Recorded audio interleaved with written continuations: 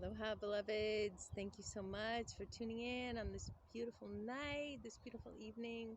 The sun is about to set. I'm here at Jackson Wellsprings in Ashland, Oregon, a really potent land where a lot of ceremony happens, and there's a really beautiful wellspring of what's called lithia water that's full of minerals and all sorts of magical elements that we are able to soak in and play in and commune with. And this place has been extremely healing and cathartic for me. The land here holds a great wellspring of ritual and ceremony, as I said. And I believe that the ancestors who lived on this land were deep in communion with this land, and there's a lot of potency here. It's a vortex in my mind. I attracted my beloved here, and they hold Beltane here every year, and so it's just a powerful vortex for ceremony and communion with the divine. There's a goddess temple here to honor the goddess in all of her multiplicity of forms. There's also a men's temple here that's really beautiful and potent, and I know helps a lot of brothers and calls the brothers in to gather and to hold fire ceremony and to commune in that way in the brotherhood of sacred masculine.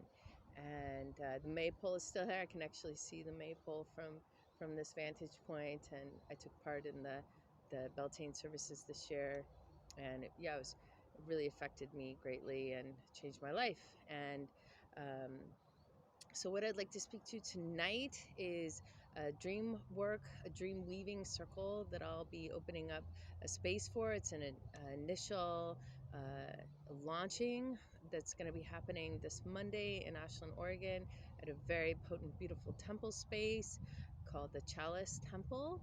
And much ceremony happens there, and I feel really privileged to be able to offer this circle in that space.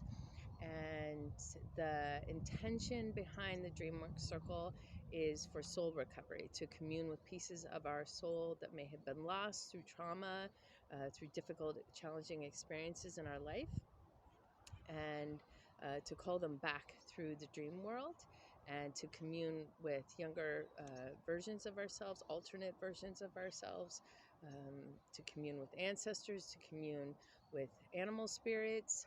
And so this circle has been inspired by Robert Moss's work in the world, his dream work. And I know he was inspired by indigenous ways of working with dreams in his native Australia. And also with the Iroquois, they also work with dreams in a very specific way. So I've been communing and reading the material that Robert Moss provides, and he has many books. The book that I'm diving into right now is called Dreaming the Soul Back Home. And so this upcoming circle that I'll be holding, I'll be coalescing some of that work and sharing it with the group, and also providing a shamanic active dream journey using dreaming herbs. If folks want to commune with mugwort or blue lotus, and I feel like the plants can help, and certainly the beat of the drum in a shamanic fashion will help folks get into that active dream state and re-enter a dream that they may have had in the past, or have visions through the drum portal.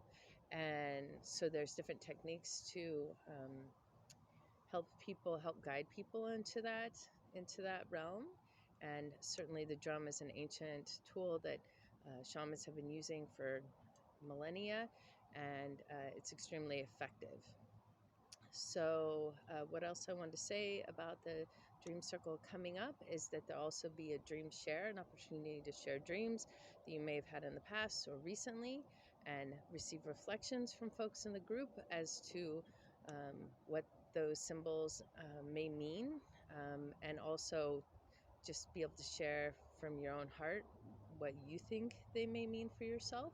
And so I'll be providing an opportunity to do that as well, to share in the group and hold space, and it's all confidential. Whatever is shared in the circle will be kept in the circle. My intention is to have a regular core group of folks that are coming together to share their dreams and dive into this work. I feel it's most effective when there's bonding that happens, relationships that happen, and we continue to gather. Twice a month is what I'm feeling right now.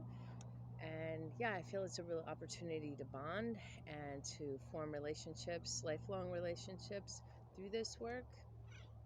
And I'm excited to see how this evolves. And in relation to um, there's this work out there called soul retrieval, which usually involves another person holding space or going and retrieving pieces of someone's soul and bringing it back to them. But in this work, soul recovery, the material provided will empower an individual to do that for themselves through the dream time. And so that's very exciting because it allows for sovereignty. It allows for you to do the work at your own pace and really have the opportunity to get to know yourself and feel empowered in that work, as opposed to relying on an external source to guide you in that work. You are actually calling those pieces of your soul back yourself. And so to me, that's extremely exciting. Much of my practice involves empowering people with the tools that they need to do the healing on themselves and not necessarily rely on others to do that for them. I feel there's a certain amount of disempowerment in that. And so, yeah, I appreciate modalities that empower folks to do the work as much as they want, at the pace that they want, um, and see the transformation and growth that can happen through, giving the tools, essentially. I mean, there's this teaching, right, about like you can give a man a fish and he'll eat for a day, but if you teach a man to fish, like he can eat for a long time.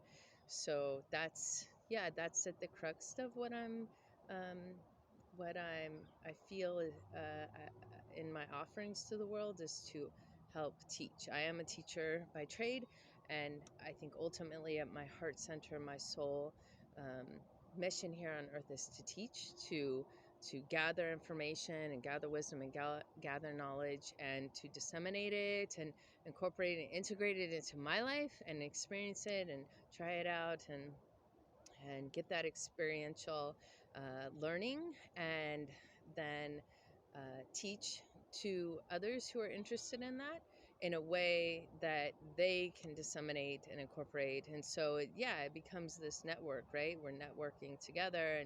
And I do know through my teacher training that the best way for students to integrate the teachings that they've been given by their teacher is to teach. So it's like reading material or listening to material and then putting that material into practice and experiencing what it's like to to um, to live that teaching.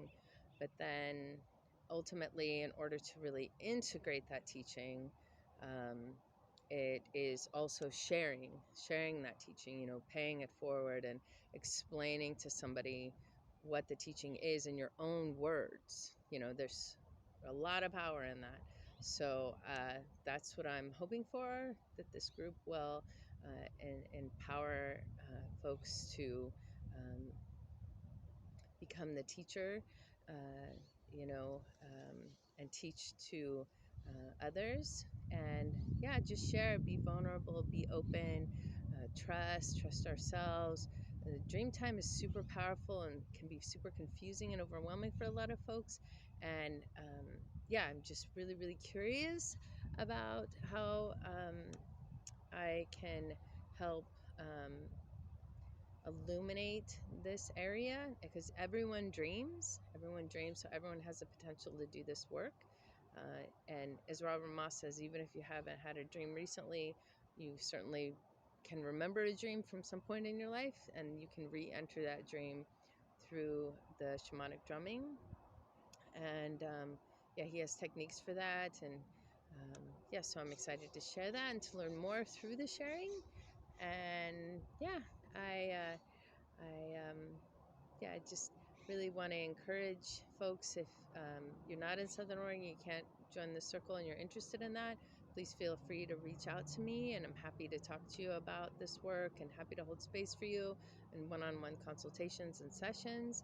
And also, yeah, I encourage you to open up your own dream circle where you are if you're interested in this work, and I can guide you towards resources and information and websites and my own experience in this work and holding circle and all that entails, because it can be intimidating, but it just takes courage and practice, and it becomes much more natural and fluid. And yeah, it's a beautiful practice of self-realization through holding space for others. So yeah, really grateful to be a part of this community, grateful to live here in Southern Oregon. I was born here. I feel very connected with the land, and I'm always learning from the land spirits how I can be in right relationship with the elements here, and how I can honor my ancestors by being in service to my community and service to the the land here and future generations going forward. And yeah, I'm so grateful to be here, so grateful to have this medium to share through. And thank you all for listening. And again, if I've affected one life through a message, I feel very grateful for that. And so thank you so much for tuning in, and bless your life. Aloha.